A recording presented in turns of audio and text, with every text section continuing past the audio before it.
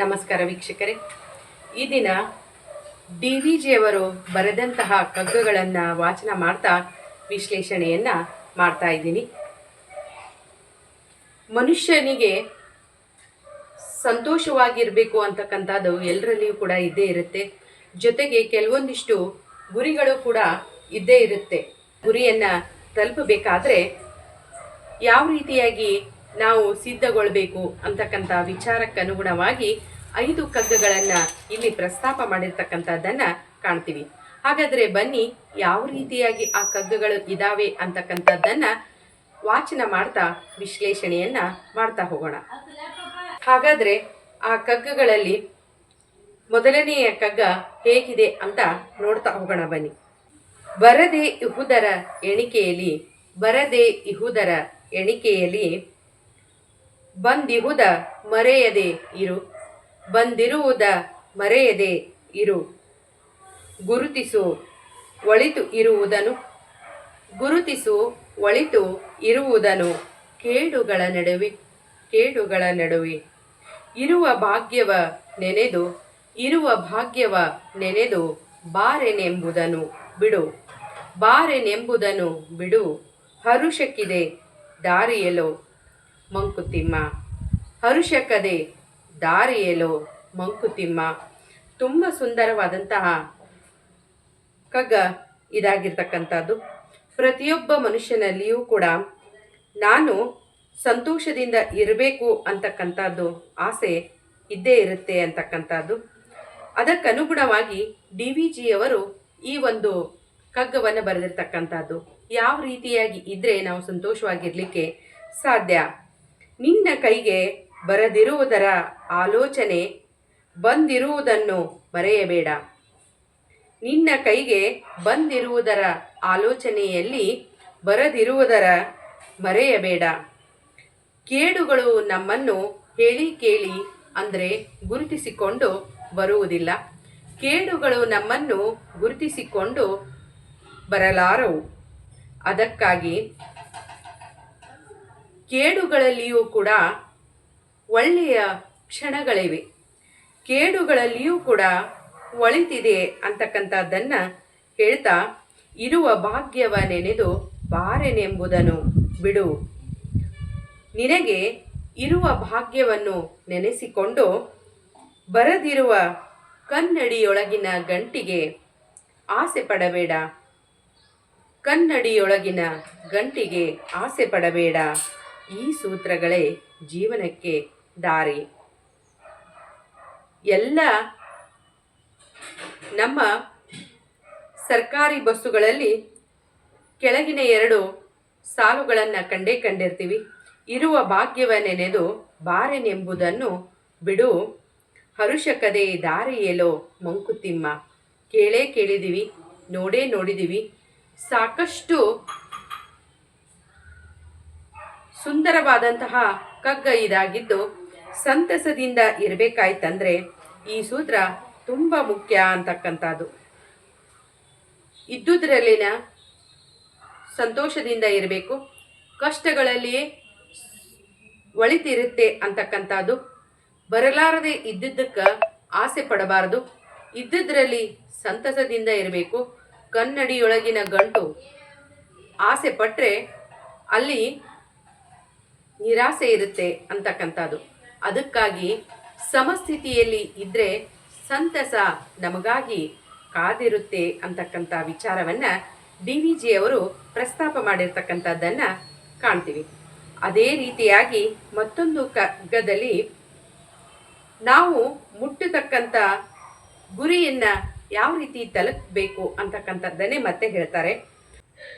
ಇಲ್ಲಿಯೂ ಕೂಡ ನಮ್ಮ ಮುಂದಿನ ಜೀವನ ಸುಖವಾಗಿರ್ಬೇಕಾತಂದ್ರೆ ನಾವು ಯಾವ ರೀತಿಯಾಗಿರಬೇಕು ಅಂತಕ್ಕಂಥದ್ದನ್ನೇ ಕಗ್ಗದಲ್ಲಿ ಹೇಳ್ತಕ್ಕಂಥದ್ದನ್ನು ಕಾಣ್ತೀವಿ.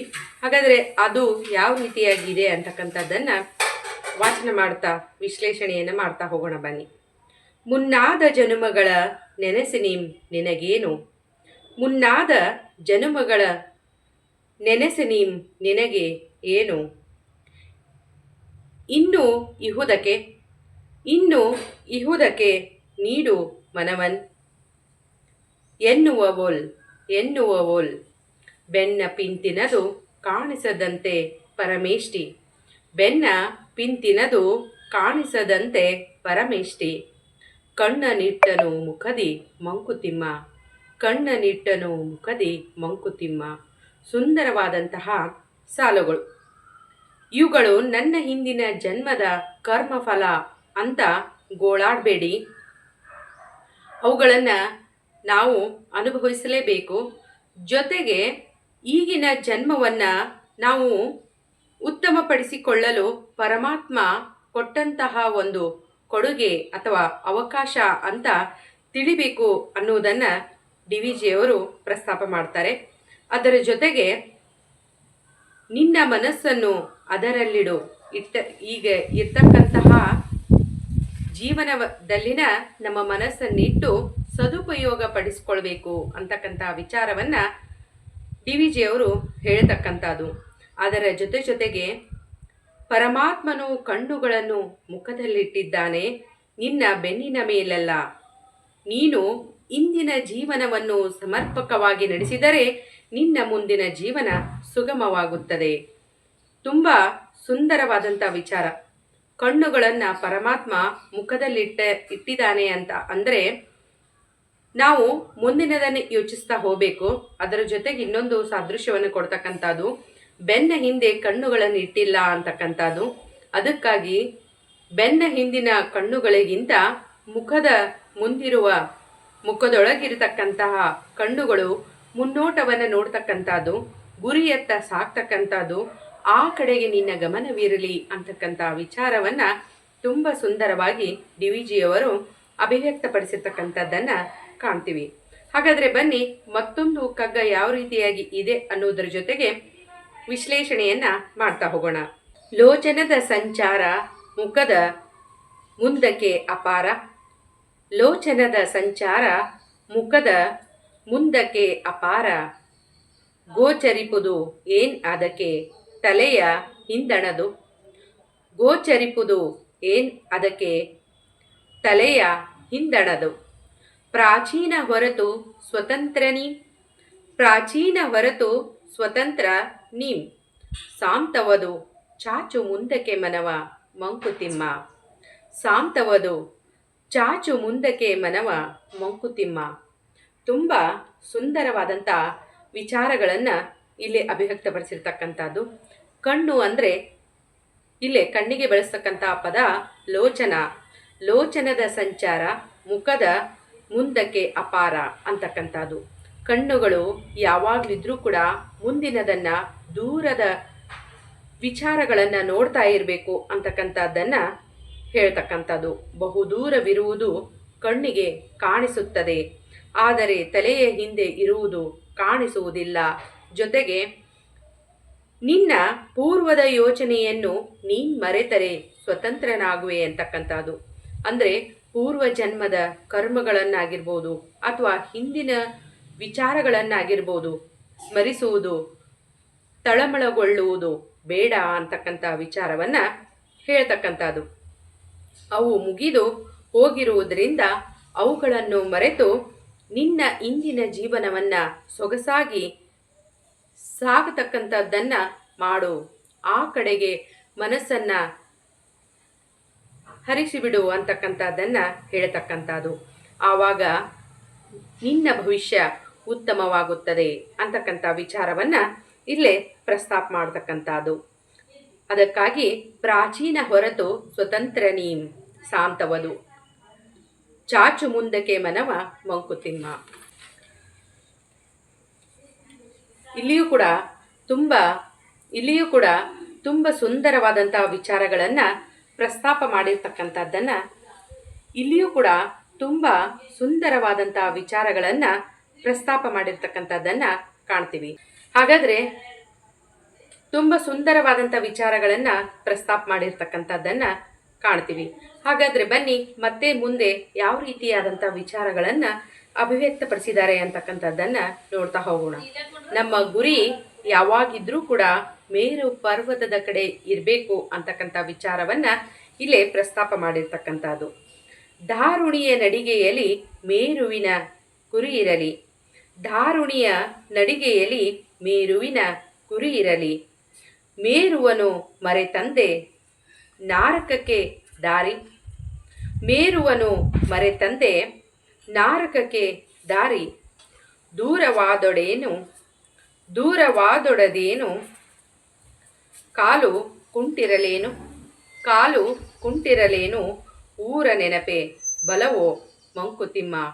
ಊರ ನೆನಪೆ ಬಲವೋ ಮಂಕುತಿಮ್ಮ. ಭೂಮಿಯ ಮೇಲೆ ನಡೆಯುವಾಗ ಮೇರು ಪರ್ವತವನ್ನು ತಲುಪುವ ಒಂದು ಗುರಿ ನಮ್ಮಲ್ಲಿರಬೇಕು ಅಂತಕ್ಕಂಥದ್ದು. ಆ ಮೇರು ಪರ್ವತ ಮುಟ್ಟುವ ಗುರಿಯನ್ನು ಮರೆತಾಗ ನಮಗೆ ನರಕಕ್ಕೆ ದಾರಿಯಾಗುತ್ತದೆ ಅಂತಕ್ಕಂಥದ್ದು. ಗುರಿ ಯಾವಾಗಲಿದ್ರೂ ಕೂಡ ಸ್ಪಷ್ಟವಾಗಿರಬೇಕು ಅಂತಕ್ಕಂಥದ್ದು. ಕೆಲವೊಂದು ಸಾರಿಗೆ ಮೇರು ಪರ್ವತವನ್ನು ದೂರ ಇರುವುದರಿಂದಾಗಿ ಮುಟ್ಟುವುದಕ್ಕೆ ಆಗದೇ ಇರಬಹುದು. ಜೊತೆಗೆ ಆ ಮೇರು ಪರ್ವತ ಮುಟ್ಲಿಕ್ಕೆ ಕಾಲು ಏನಾದರೂ ನೋವಾಗಿದ್ದರೆ ಮುಟ್ಲಾರದೆ ಇರಬಹುದು ಅಂತಕ್ಕಂಥದ್ದು. ಆದರೆ ನಮಗೆ ಸರಿಯಾಗಿ ನಡೆಯುವುದಕ್ಕೆ ಆಗದೇ ಇದ್ರೂ ಕೂಡ ನಮ್ಮ ಯೋಚನೆಗಳು ದೂರ ದೃಷ್ಟಿಯಿಂದ ಇರಬೇಕು ಅಂತಕ್ಕಂಥದ್ದು. ಆದರೂ ಕೂಡ ಊರಿನ ನೆನಪೇ ನಮ್ಮನ್ನು ನಮ್ಮ ಗುರಿ ಸೇರಲು ಸಹಾಯ ಮಾಡುತ್ತವೆ. ಅಂದರೆ ನಮ್ಮ ಗುರಿ ಇತ್ತಂದ್ರೆ ಮನುಷ್ಯನಿಗೆ ತಾನೇ ತನ್ನ ಗುರಿಯತ್ತ ತನ್ನ ಮನಸ್ಸು ಹೋಗುತ್ತದೆ ಅಂತಕ್ಕಂಥದ್ದು. ಊರಿನ ನೆನಪು ಇದ್ರೆ ತಾನಾಗಿ ತನ್ನ ಗುರಿಯತ್ತ ಹೋಗ್ತಾನೆ ಅಂತಕ್ಕಂಥ ವಿಚಾರವನ್ನ ಇಲ್ಲಿ ತುಂಬ ಸುಂದರವಾಗಿ ಅಭಿವ್ಯಕ್ತಪಡಿಸಿರ್ತಕ್ಕಂಥದ್ದನ್ನ ಕಾಣ್ತೀವಿ. ಇಲ್ಲಿಯವರೆಗೆ DVಜಿಯವರ ಕಗ್ಗಗಳನ್ನು ಆಲಿಸಿದ ತಮಗೂ ಕೂಡ ಅನಂತ ನಮನಗಳನ್ನು ಸಲ್ಲಿಸ್ತಾ ಮತ್ತೊಂದಿಷ್ಟು ಕಗ್ಗಗಳನ್ನು ವಾಚನ ಮತ್ತು ವಿಶ್ಲೇಷಣೆಯನ್ನು ಮಾಡ್ತಾ ಮತ್ತೆ ಸಂಧಿಸೋಣ.